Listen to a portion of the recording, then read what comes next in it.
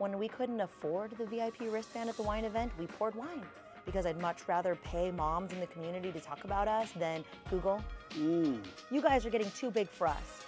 When I called, I used to hear the baby crying in the background.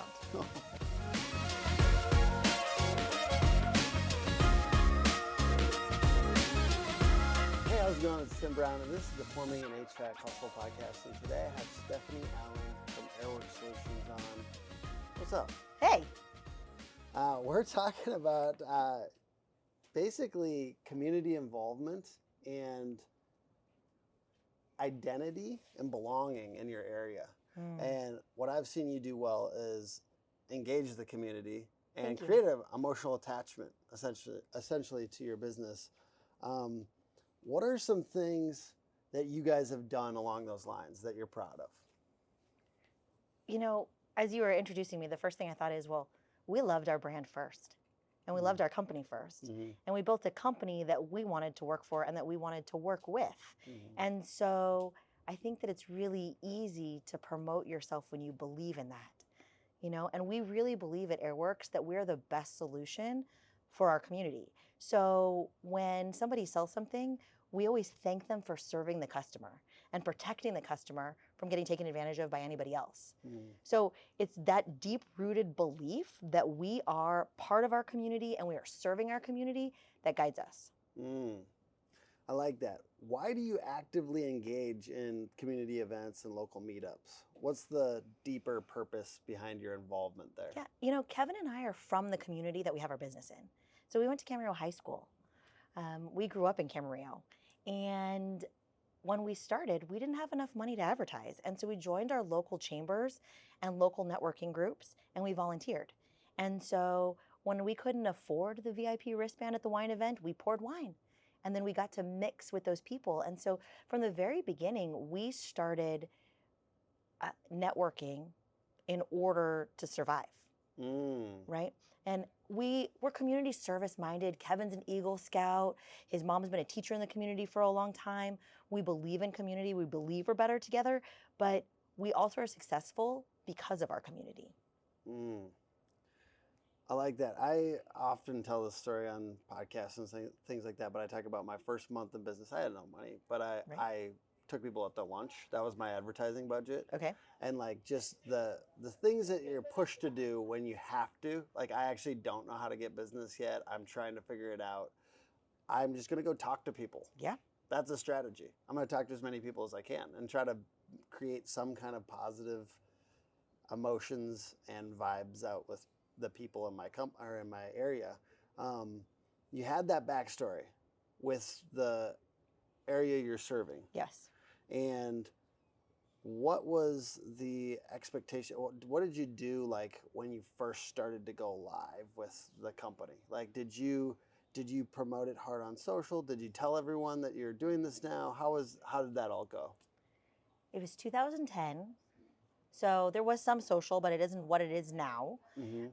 We were lucky enough to know a lot of people in the community, but also Kevin had come from the HVAC community in that area. And so we actually worked with other companies with full transparency that we've started our own, this is what we're doing, and they would send us their leftovers, right? The people that they couldn't get to, or they needed an emergency service today and Kevin was able to get there. Sometimes he wore their shirts and billed on their invoices and used their pricing. And sometimes they were actually our customers. So that was really how we got started in the very, very beginning. I love that story, by the way. Yeah, so we opened our doors in August 2010, and then March 31st, 2011 is the last time Kevin worked for somebody else. It's a big moment when you decide to stop doing that. What story does your brand tell about your business and its role in the community? So our brand's changed. In 2020, we started working with Clover Marketing, and Josh Kelly asked, like, what's your unique selling proposition? You know, we went through all of the, we're family, we treat people right, you can trust us, all of that kind of stuff. Well, so does everybody, right? Yeah. And we're sitting in this room, and our logo now is family run, mom approved. And that really came through a pain point of Kevin saying, well, nothing gets out the door without Stephanie approving it, right? And he came up with it, the tagline, family run, mom approved. And so we rebranded in 21, and it's me and the girls on the logo. And we are all about being mom approved technicians, about serving the home, about doing what's right for the family, about informing and educating and giving options. And having that brand has really helped us with our voice and knowing who we are and how we represent ourselves in the community. The mom thing. First of all, so many of our customers as home service businesses tend to be moms. Yeah. To resonate with that identity, I think is one of the reasons I wanted to have you talk on this topic of like knowing who your audience is and just really talking about the things that you relate to. So how has that relating to their issues played out in your, go-to-market strategy, I guess? I mean, we're people and we put people first. Yeah. Right. And so I understand as a mom, as a woman at home, maybe by myself, that I want to know who's coming to my door. Right. And so our dispatch notice goes out with a picture and a description of who's coming. We follow up afterwards. We have treats for the dog when we come in. For a while, I was doing chocolate chip cookies for every call that we were going on to. Turns out the technicians eat more chocolate chip cookies than they actually pass out to the customers. So we're having to rework that strategy a little bit. But, and so we just make sure that we are relating to people. When text message blasts go out, they're always from me, right? And so it's like, hey, so-and-so, I want to know how my technician did in your home. Please let me know. They're in a contest, right? Yeah. Love Steph kind of stuff. So I sign off on things. I'm involved. I'm that voice. That's cute, first of all. Thank and you. like just the wholesomeness of it too. Like I love the way you guys make it more comfortable for people to do business with you. You're relating to them as moms a lot. Hey there, are you a home service business owner that's tired of your answering service just kicking the can down the road?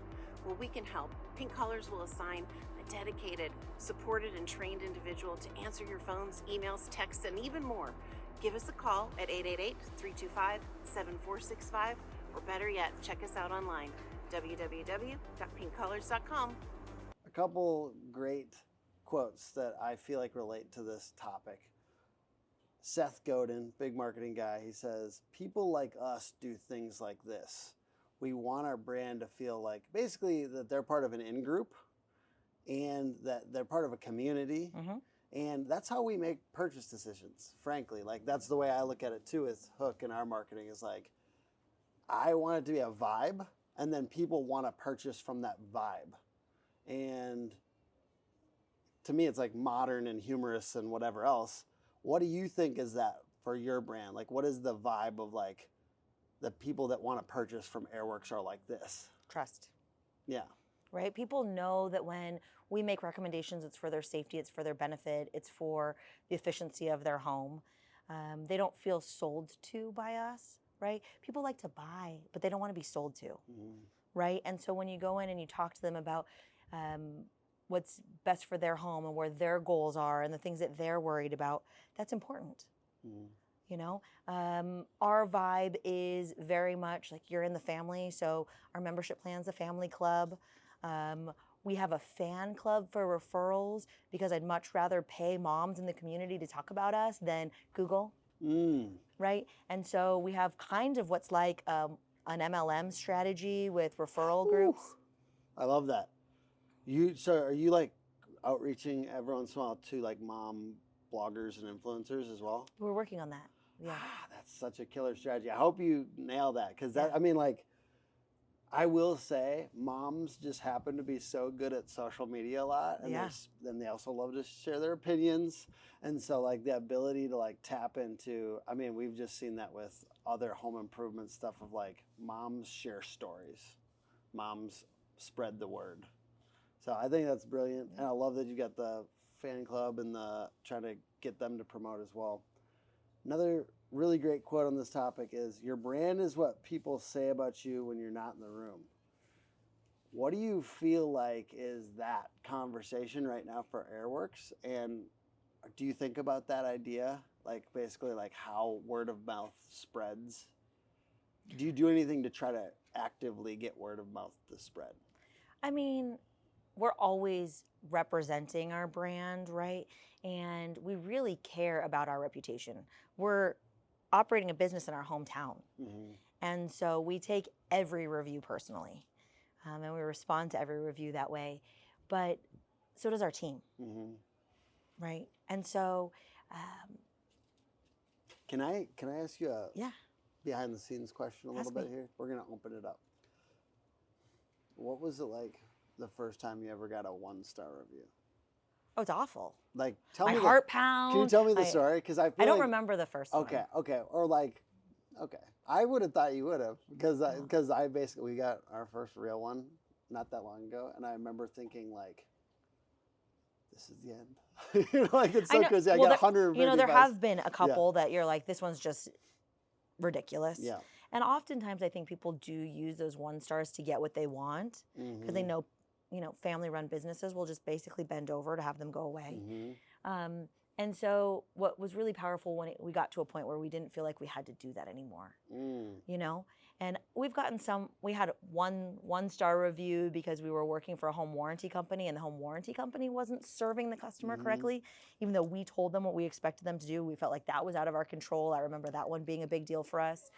But then we recently got a 1-star review for our sweet older warranty tech Bill that would never do any wrong to anyone ever. And I loved being able to say, you know what, sometimes people are jerks. And we have enough that one isn't going to one way or another, but we still take them all personally and we go after each one. What are like any other like stories of difficulty or challenge in your business that made you guys who you are today? Like, what is something that was a big deal, I guess, those first 5 years that made you who you are today? I mean, I still feel like I'm in the trenches all the time. Yeah. Like Kevin and I are still fighting the good fight, and doing it right alongside our team. We've had years where we've been definitely higher on the revenue and less on the profitability and, figuring those types of things out. But early years in business, we just had our head down and we worked so hard that it's hard to remember all of that. Kevin would be in the field from 5 a.m. to 11 p.m. some days and keep running. I remember we'd run everything off of a little cell phone. We call it the bat phone. And I would be in Vaughn's trying to do grocery shopping and hoping that they're not going to have an announcement because somebody's going to hear that I'm in the grocery store when I'm answering. Thank you for calling AirWorks Solutions. It's Stephanie. Yeah. And so we made it work for us. Many homes suffer from inefficient HVAC systems due to leaky ducts, leading to uneven room temps, lost airflow, and higher energy costs. AeroSeal's innovative sealant technology targets and repairs leaks, improving airflow and efficiency. Increase your customer satisfaction, increase sales, and offer a unique market advantage. Become a leader in HVAC efficiency. AeroSeal.com. A few things that we're doing in the community is we run certain promotions that will benefit particular organizations in our town. And so it might be the Boys and Girls Club Air Scrubber Month, right? So every air scrubber that we sell, they'll get a portion back. We do it with local PTAs. So we're promoting through the schools. If your kid needs a sponsorship for a team, we're always behind that. We've got our banners up at the Little League field and the softball field and AYSO, and we try to be very involved in our community. It's where our kids are. It's where we want to put our money, and it's also where we want our customers to be and to see us. Oh, I love stuff like that. We do the Camarillo Fiesta, and last year I had this dream that I just wanted to see AirWorks balloons all up and down Old Town Street. So that's what we did. And Kevin and I, our fingers were blue and like broken, nailed, and it was just craziness because we were just tying balloons and pumping balloons up. And his mom was running to the party store and getting more helium tanks. We're tying balloons, but the whole Old Town was just covered in AirWorks balloons. Yeah. So really the whole audiobook that I'm working on, that's also, just in case somebody doesn't edit this out of the podcast, is about this concept of kind of staying scrappy, because all the good things that happen, they're easier. Because like a private equity company can they can purchase a company and then just pump certain money into things. but they're probably not going to be tying those balloons. Oh, we're tying the balloons, and I'm making the chocolate chip cookies in my oven. So those types of things are just powerful ways to like stay entrenched that other people are not going to be able to compete with, essentially. Like, and there's always different ways to go to market, but there's ways, or I say play small ball to win big, like where you're playing, you know your market, you know the people, and you're playing that game. You're not playing the game that can be played across the country. We have a customer that recently called and said, "You guys are getting too big for us." When I called, I used to hear the baby crying in the background, right? And now it's like, well, there's still babies here, and they still do cry, but yes, you're talking to somebody besides Stephanie when you call. Oh, that's funny. Question about the being in the trenches thing and kind of the zooming in and zooming out. Because I do think there's times where now business, like I feel like sometimes I get to be a little bit more out and then I have to come back in, and that balance between having a team, doing everything and trying to make systems. Yeah, and then you feel disconnected from the front line. And then you have to kind of come back because you're letting people do all their stuff, and then you got to come back every once in a while, usually because there's a problem, but sometimes because you want to do strategic moves. How is that? I know that you guys are intimately involved still, but it's getting more fun though, because we get to come in and be the cheerleaders now, right? We don't have to hold the line as much.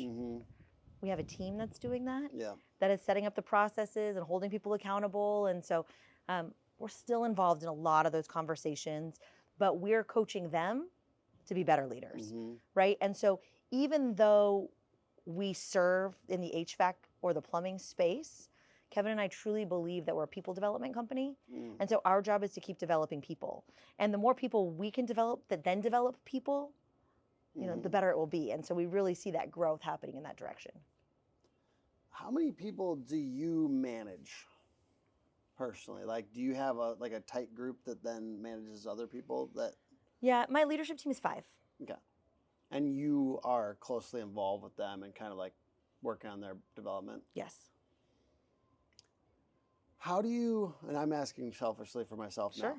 now, as I'm learning as a leader, how do you deal with it when you wish they would lead a little bit differently? Like, for instance, and no one on my team watches any of my stuff, so this is easily buried at the bottom of a podcast they're never going to see. But like, let's say somebody, I want them to be a certain way with their people. I want them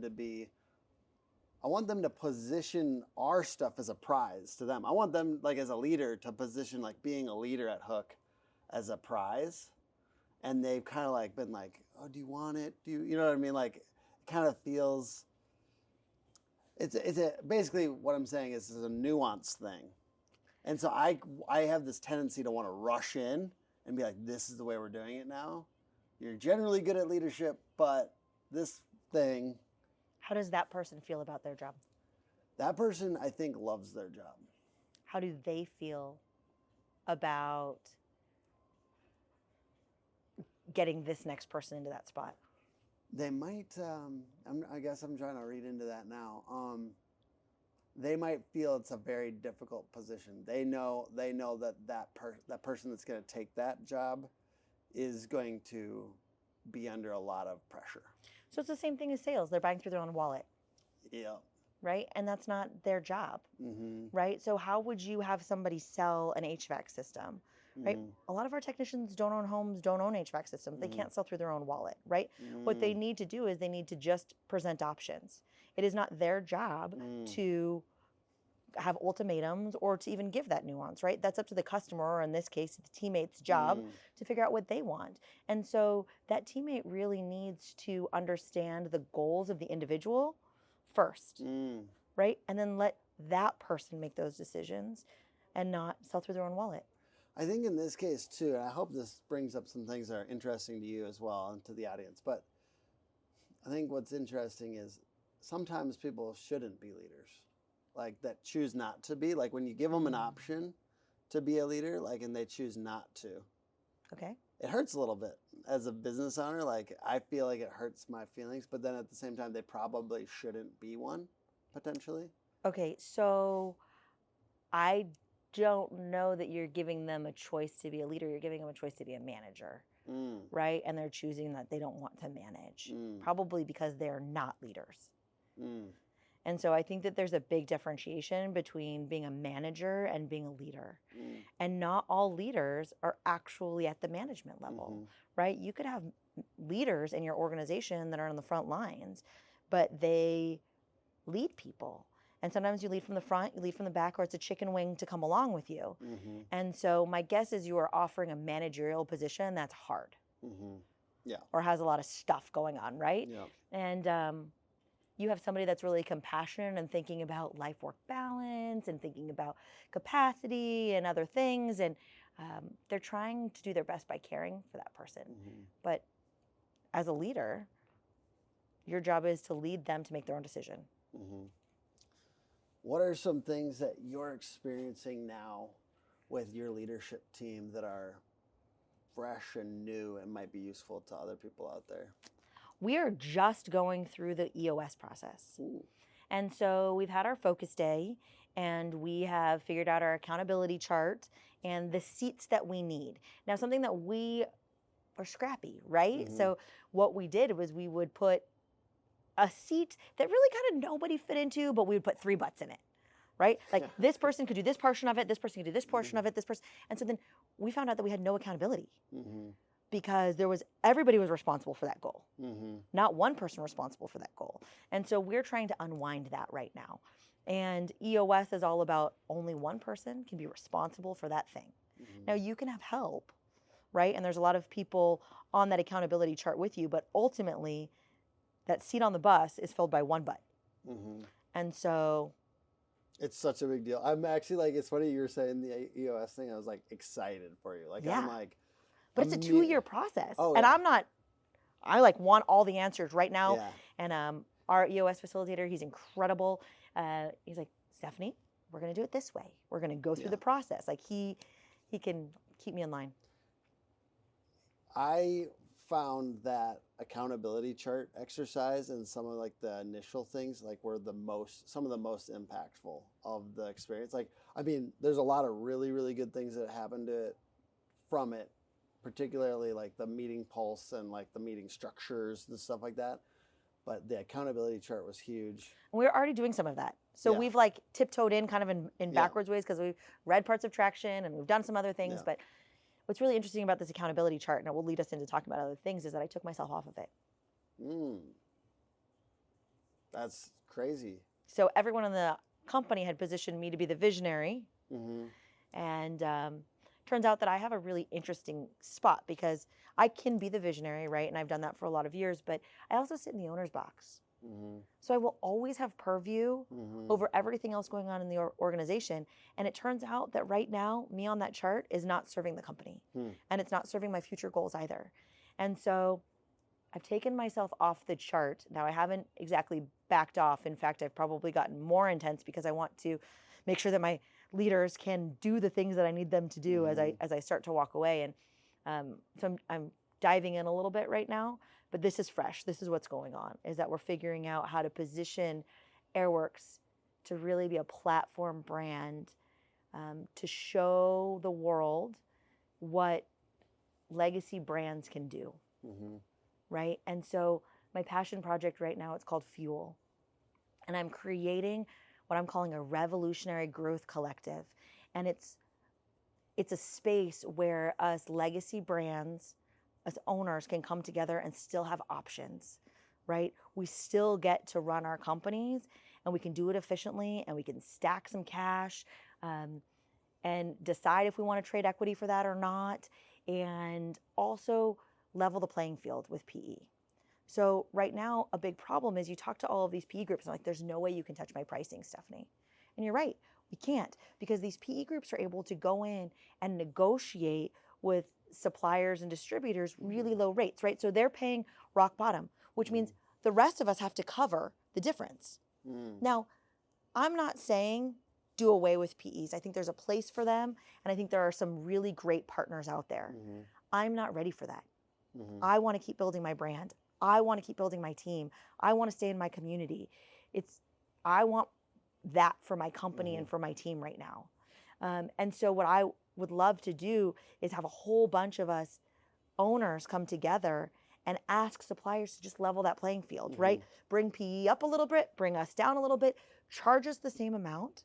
So that way homeowners can actually have choice, right? And they can choose, do we want to work with blue collar technicians that have been in our community for ages, or do we want to work with white collar salespeople? And they should have a right to choose either. But at this point, if we don't come together as owners and change the trajectory of the trades, we're going to have massive PE and we're going to have trucks in a truck, and that's going to be it. Sometimes it feels a little bit like that already. No, yes, it does, because a lot of us have put our heads down and we're trying to keep going, but we're not going to be able to survive much longer unless we band together and figure it out. Well, I like medium-sized companies. I like legacy brands, as you put it. What is the name of this thing again? Fuel. Fuel. Yeah, and if you where go to yeah. fuelthetrades.com, Okay. To put some interest in, I was at a convention and I was, really thinking through all this stuff with fuel and figuring out my why. And I thought, why in the heck am I building a collective by myself?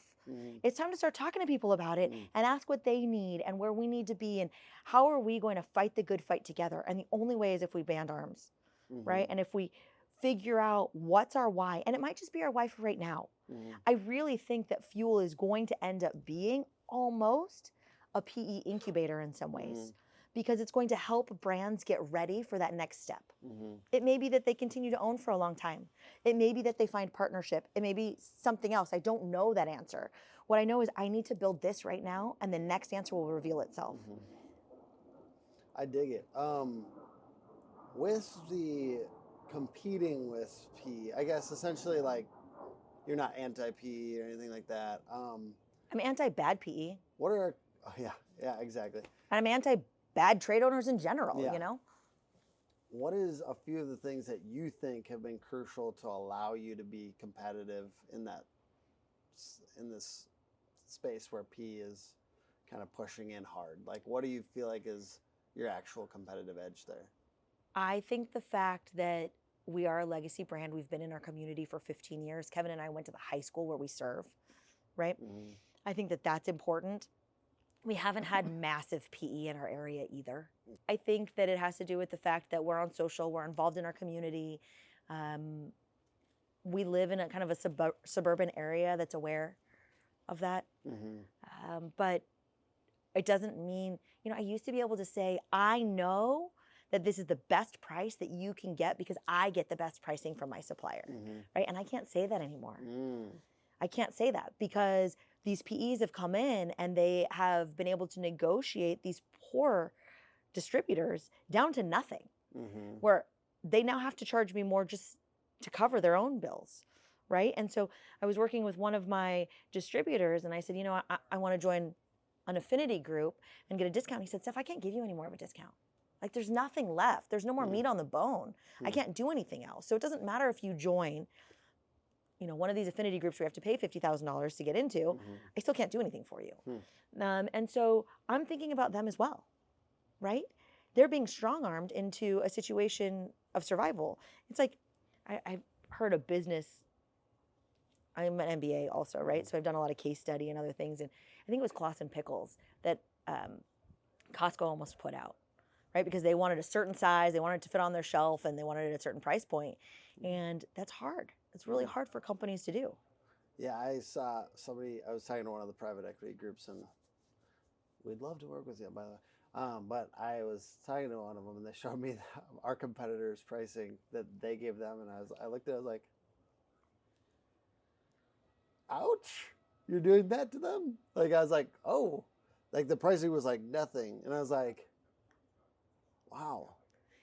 Basically they get crazy pricing, and I don't even know how they deliver the service at that price. Yeah.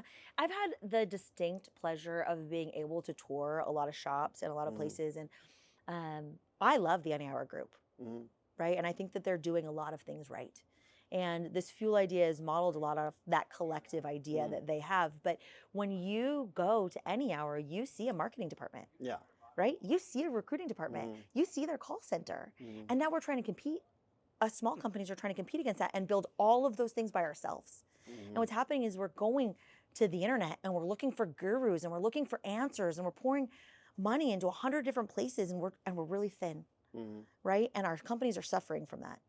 And so I'd like to create this collective space where we can give our genius and borrow from others where we're not as strong.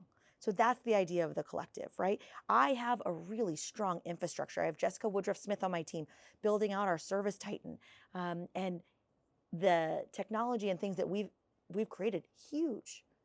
Sales, I'm not quite as strong in, right? But I've banded arms with another company across the country, Tuck and Howell. Shout out to Jay and Amanda. Jay's got it figured out. They seem super nice. By the They're way. great people. Kind of your guys' vibe. Totally. Yeah. And I'm like, Jay, help us with this and we'll help you with that. Right? And so we're creating these small networks where we're helping each other. And I'm like, we can do this bigger. Right? And we can, in my opinion, save the trades. And by the way, just for our audience watching, you can go see the Any Hour tour on Hook's YouTube right now. Just went out. Check that out. Perfect And- timing. And like seeing the marketing department, seeing what I loved about their spot. It's one little thing, but they have like all the uniforms, all the uniforms of the different companies, and if they shoot a commercial and somebody across the country is like, "That's sweet," they can just throw on their uniform and then shoot it again. Yeah. That's so cool.